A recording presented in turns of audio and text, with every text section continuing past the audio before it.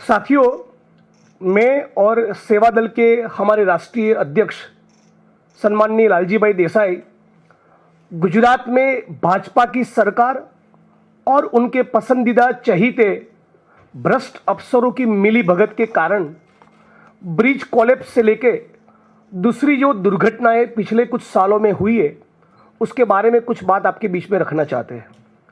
आपने देखा कि कल ही गुजरात के बड़ौदा और आणंद दो सिटीज को जोड़ने वाला गंभीरा ब्रिज भ्रष्टाचार के कारण कोलैप्स हुआ। बार बार बड़ौदा की, पादरा तहसील की, आणंद की आम जनता पुकारती रही, गुहार लगाती रही, सोशल मीडिया में अपने वीडियोस बनाकर उसको वायरल करती रही कि प्लीज कृपया इस ब्रिज का मरम्मत करवाइए।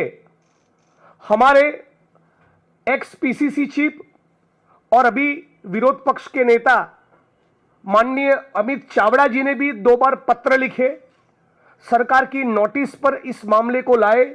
सरकार को बार बार उन्होंने भी विनती किया कि इस बात का कॉग्निजेंस लीजिए, ये ब्रिज की मरम्मत की जरूरत है, कोलैप्स हो सकता है, जाने जा सकती है।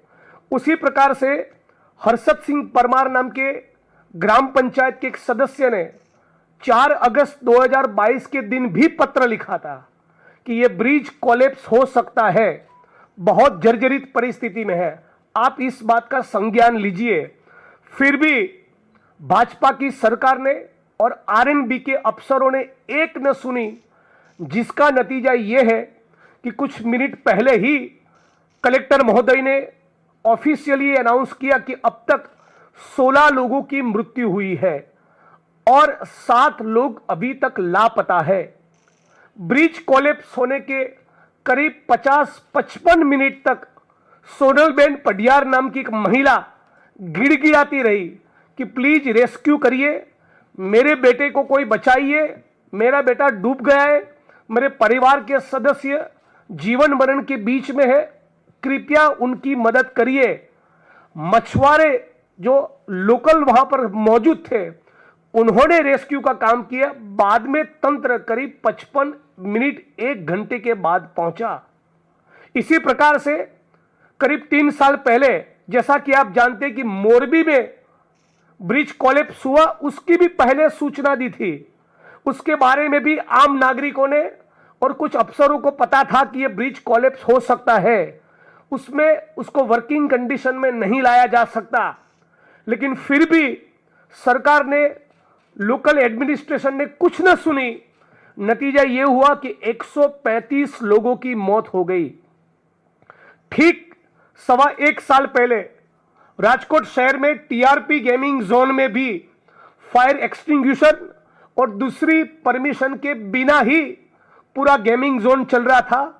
राजकोट की आम जनता, कुछ सीनियर सिटीजन्स ने भी सरकारी तंत्र की नोटिस पर इस बात को लाए थे कि प्लीज संज्ञान लीजिए, यहां कोई दुर्घटना हो सकती है।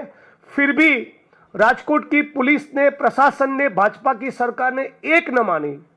इसी प्रकार की दुर्घटना हुई बोट पलटी खाने के कारण ठीक 1 साल पहले बड़ौदा शहर में। वहां पर 14 लोगों की इंक्लूडिंग मासूम बच्चे मौत हो गई। डीसा में 2-4 महीने पहले फैक्ट्री में लगी आग में 20-22 लोगों की मौत हो गई।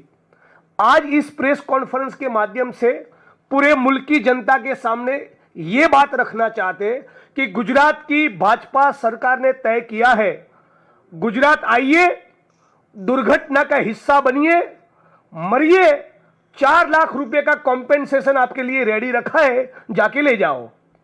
गुजरात में मानो आम जनता के जीवन की कीमत केवल 4 लाख रुपए है। मोदी जी विदेश में भी ढोल नगाड़े बजा रहे, मस्ती कर रहे, और यहां पर गुजरात के बेगुनाह नागरिक मर रहे। यहां तक कि जिन कॉन्ट्रैक्टर्स को, जिन कंपनियों को बकायदा ऑफिशियली ब्लैकलिस्ट किया गया, वो यदि भाजपा के कार्यालय कमलम में जाकर एक तगड़ा चंदा चुनाव के वक्त दे आते हैं, तो दोबारा इन्हीं कंपनियों को जो ब्लैकलिस्ट हुई है, जिनके भ्रष्टाचार के कारण इस प्रकार की वारदातें हुई है, उनको दोबारा प्रोजेक्ट्स मिलते हैं। मतलब कि आप मरते रहो, हमारे पेट का पानी नहीं हिलेगा, इस प्रकार का गुजरात की भाजपा सरकार का रवैया है। और कम से कम 16 वारदातें ब्रिज कोलैप्स की पिछले 4 सवा साल के दौरान हुई है।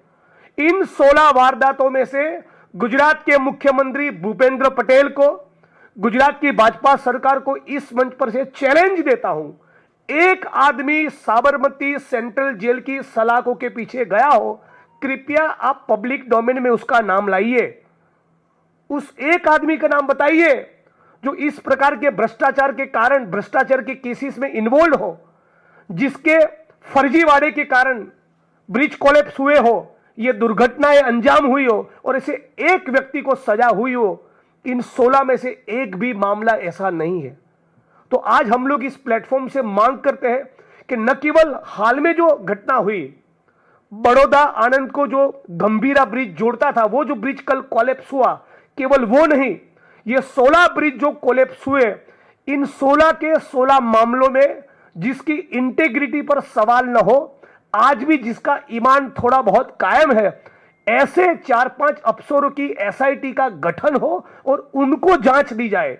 अब तक क्या हुआ है, इन 16 में से कुछ मामलों में मुकदमे दर्ज हुए, चार्जशीट हुई, राजकोट के अग्निकांड का मामला हो, बड़ौदा में बोट पलटी खा गई, बच्चे मर गए, वो हरणीकांड का मामला हो, टीआरपी गेमिंग जोन का मामला हो, या मोरबी ब्रिज कोलैप्स का मामला हो, या सूरत में तक्षशिला का मामला हो, जो पुलिस के अफसर शराब के अड्डों में से, जुओं के अड्डों में से, बड़े बड़े लैंड डील में से और ड्रग्स के काले कारोबार में से तगड़ी कमाई करते हैं, जो भाजपा के इशारों पर नृत्य करते हैं, जो चुनाव के वक्त भाजपा को जिताने की सुपारी लेते हैं, ऐसे ही compromised, spineless, corrupt to the core अफसरों को इन तमाम मामलों की जांच दी जाती है। मतलब कि जब तक कि मीडिया का और कांग्रेस पार्टी का एक विपक्ष के तौर पे प्रेशर है, तब तक कुछ दिन लीपापोती होगी, या हाईकोर्ट ने डंडा मारा, या कुछ डायरेक्शंस हुए, तब 2-5 लोगों की गिरफ्तारी होगी। वो केवल छोटी मछलियों की गिरफ्तारी होती है। बड़े मगरमच्छ जिनके तार कमलम और भाजपा से जुड़े हैं, इन बड़े मगरमच्छों को छोड़ दिया जाता है। यह गुजरात की परिस्थिति है।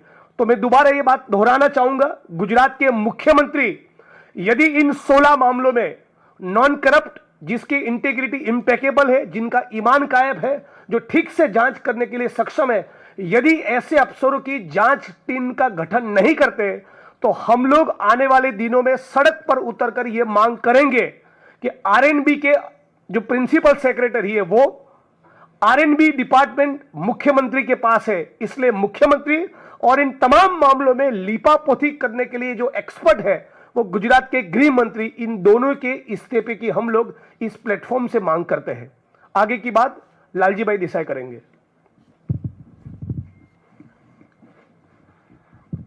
धन्यवाद जिग्नेश भाई અને सभी पत्रकार साथी।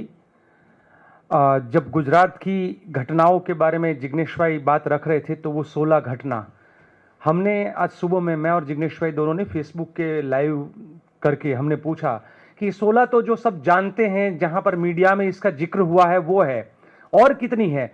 तो अभी हमारी फेसबुक में एक एक करके जो इन्फॉर्मेशन आ रहा है, छोटे छोटे जो ब्रिज जो है वो जो टूटे हैं, जिनके बारे में कोई जानकारी नहीं है, और मतलब पूरा मीडिया में भी नहीं है, या ना कोई गुजरात के लोग जानते हैं। हर जिले में, हर तहसील में वो ब्रिज गिरता है। सिर्फ ब्रिज नहीं, गुजरात का ये जो नया मॉडल है, इनको विकास का मॉडल कहते हैं हम, जिनको मोदानी मॉडल के नाम से जानते हैं, रोड का टूटना, पुल का टूटना, कैनाल का टूटना, डैमों का टूटना, ब्लास्ट होना और अग्निकांड होना, ये बहुत मतलब एक स्वाभाविक हो गया है, होता है।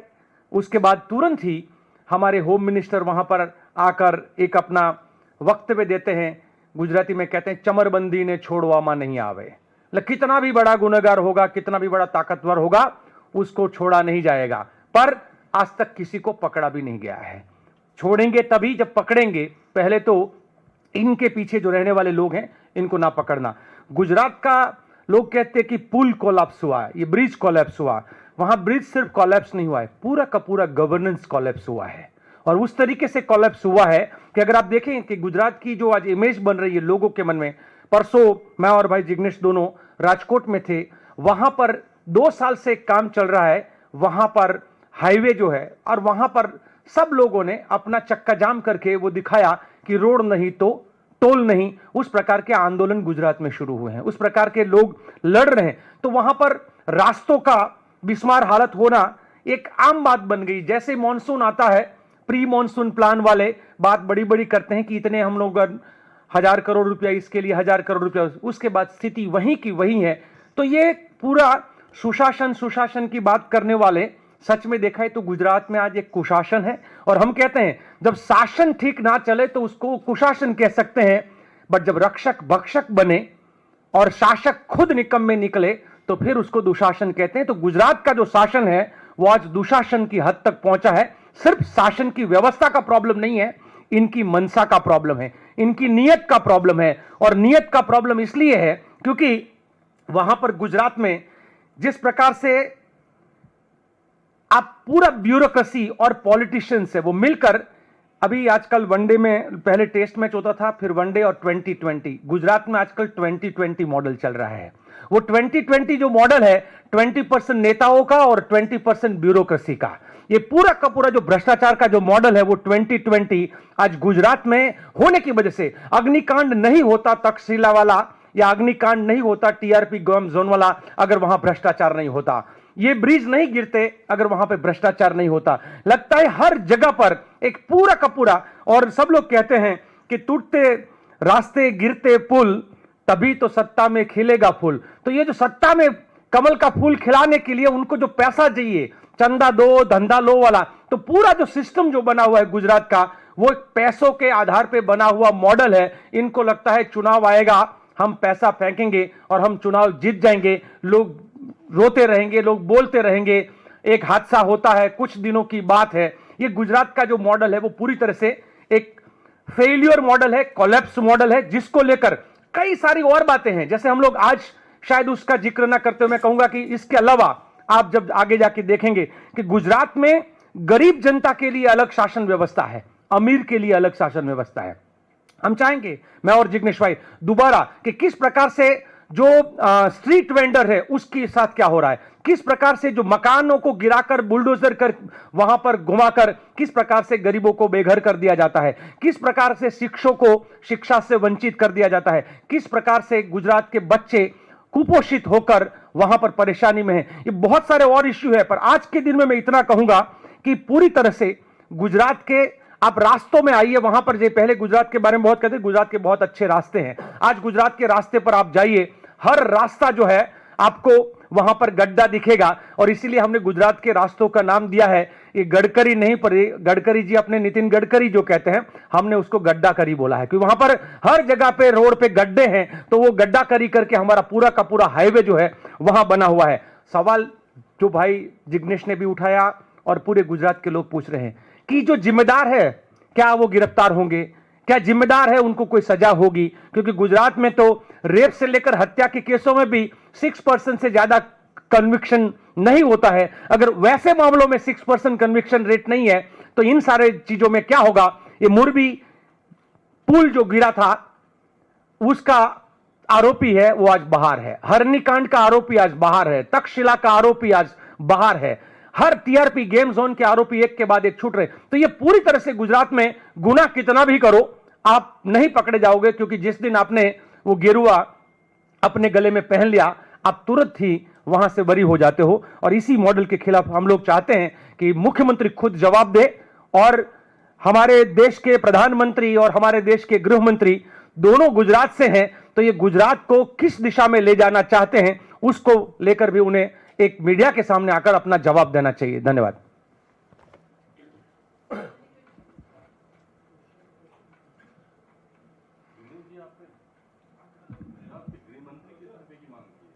बिल्कुल, क्योंकि इन सारे मामलों में जो लिपापोती है वो तो वही करते हैं।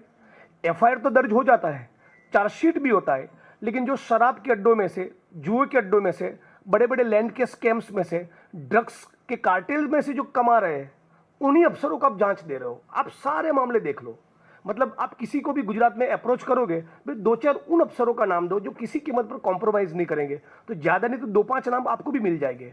इनकी लगातार विपक्ष के तौर पे हम लोग डिमांड करते, सिविल राइट्स ग्रुप डिमांड करते, लेकिन ऐसे एक भी अफसर को, एक भी ट्रेजेडी में, एक भी ब्रिज कोलैप्स के मामले में जांच नहीं ही देते। मतलब कि डे वन, पहले दिन से यह तय होना है, तय हो चुका होता है कि लिपापोती होगी, मीडिया का प्रेशर है, विपक्ष का प्रेशर है, तब तक छोटी मछलियों की गिरफ्तारी होगी, बड़े मगरमच्छों को छोड़ दिया जाएगा। और मोदी जी भी इन प्रकार के मामले में आते हैं, विक्टिम्स को सिविल अस्पताल में जाके, या प्लेन क्रैश होता है या मोरबी की दुर्घटना होती है, मिलते हैं, उनके कंधे पे हाथ रखते हैं, सही एंगल से फोटो खिंचवाते हैं, 2 लाख का चेक वो भेज देते हैं, 4 लाख का चेक सीएमओ से आता है, बाकी भूल जाओ मामला। न्याय नहीं मिलेगा, 2-5 लाख पकड़ो, चुप रहो। ये आपने गुजरात मॉडल का जिक्र किया है, फ्लॉप हुआ है, भ्रष्टाचार का जिक्र किया है, लेकिन लंबे समय से बीजेपी वहाँ सत्ता में है, एक के बाद एक कारण गिना रहे हैं। क्या वजह है कि जनता आपके मुद्दों को नहीं सुन रही है? ठीक है, आपने मैं गुजरात मॉडल, क्योंकि मैं एक एक्टिविस्ट के रूप में भी गुजरात के ये नरेंद्र भाई का बनाया हुआ जो मॉडल है, जिसको हम मोदानी मॉडल के नाम से जानते हैं, उसके बारे में मैं पहले एक्टिविस्ट के रूप में भी देखा और राजनीति में आने के बाद भी देखा। आप कुछ घटनाओं को अगर आप देखेंगे तो पता चलेगा कि चुनाव से पहले गोधरा कांड होता है, चुनाव से पहले दूसरे 5 साल के बाद चुनाव से पहले अक्षरधाम होता है, चुनाव से जस्ट पहले इनोसेंट का एनकाउंटर्स होता है, चुनाव से पहले बहुत सारी घटनाएं होती है। हर चुनाव से 6 महीने, 3 महीने या 7 महीने पहले ये गुजरात में हमेशा ही एक पोलराइजेशन के माध्यम से इन लोगों ने, गुजरात का पावर स्ट्रक्चर क्या है, गुजरात में भारतीय जनता पार्टी जो बार बार जीत कर आती है, उसके पीछे का जो कारण है, हम लोग कहते हैं हम सिर्फ संघ के खिलाफ नहीं लड़ रहे हैं, हम सिर्फ भाजपा के खिलाफ नहीं लड़ रहे हैं, हम पूरे के पूरे जो मशीनरी है, सरकारी इंस्टीट्यूशंस है, वो सारे के सारे मशीनरी के खिलाफ भी हम लोग लड़ रहे हैं। उसी के साथ साथ हमारे गुजरात के हो या पूरे देश के हो, जो बड़े 5 पावर स्ट्रक्चर हैं, वो पांचों पावर स्ट्रक्चर चाहते हैं, क्योंकि खास करके जो हम लोग जिसको पूंजीवादी स्ट्रक्चर कहते हैं, कि वहां के बड़े बड़े उद्योगपति चाहते हैं भाजपा सत्ता में रहे, क्योंकि गरीबों का जमीन लेना है तो उनके लिए भाजपा चाहिए, उनको गौचारागाह का जमीन लेना है तो उनको भाजपा सत्ता में चाहिए, क्योंकि कांग्रेस होगी तो लैंड राइट की बात करेगी, कांग्रेस होगी तो घर के अधिकार के बारे में बात करेगी। इनको चाहिए पूंजीवादियों को पैसा फेंको, धंधा लो वाला, और उसके लिए उनके लिए भाजपा सबसे बेस्ट है। सो पैसों के बलबूते पर, मशीनरी जो पूरी सरकारी है उसके बलबूते पर, वहां तक का डेटा सबको सामने है कि वहां पे हर पुलिस ऑफिसर को एक टारगेट दिया जाता है कि तुम अपने इलाके में से कितना वोटिंग कहां कम करवाओगे और कितने लोगों को पकड़ के गिरफ्तार करोगे और कितना वोटिंग ज्यादा। तो ये भारतीय जनता पार्टी का वहां का जो सत्ता का मॉडल है, देखिए आज भी गुजरात के 50% से ज्यादा लोग भाजपा के खिलाफ वोट करते हैं। भाजपा एक बहुत बड़ी साजिश के तहत लगातार सत्ता में आने के लिए पोलराइजेशन, पावर और पैसे का इस्तेमाल करके ये पूरा चुनाव जीत रही है। आने वाले समय में मैं इतना ही कहूंगा कि हम लोग जिस तरीके से भाई जिग्नेश भाई, मैं और वहां पे पाल भाई और सारे लोग कांग्रेस के जो लड़ रहे हैं, हम लोग कहते हैं कि हम सिर्फ चुनाव जीतने अब नहीं निकलेंगे, हम लोगों का दिल जीतने निकलेंगे। दिल जीतेंगे तो हम चुनाव जीतेंगे। और अभी जो है हम लोग रास्तों पर इसीलिए लगातार रहते हैं जनता के बीच, क्योंकि जनता के जो सवाल है उस सवालों को लेकर हमने लड़ना वहां पर तेजी से शुरू किया है।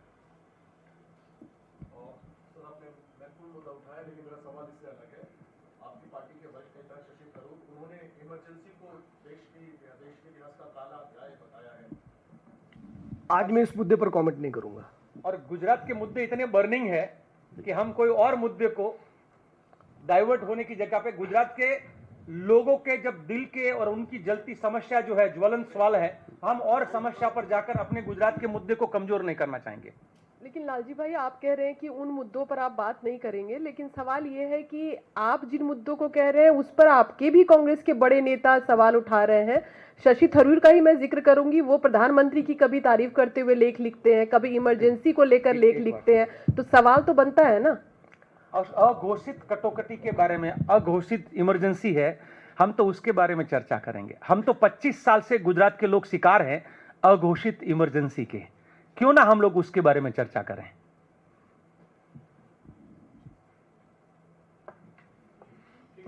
Thank you.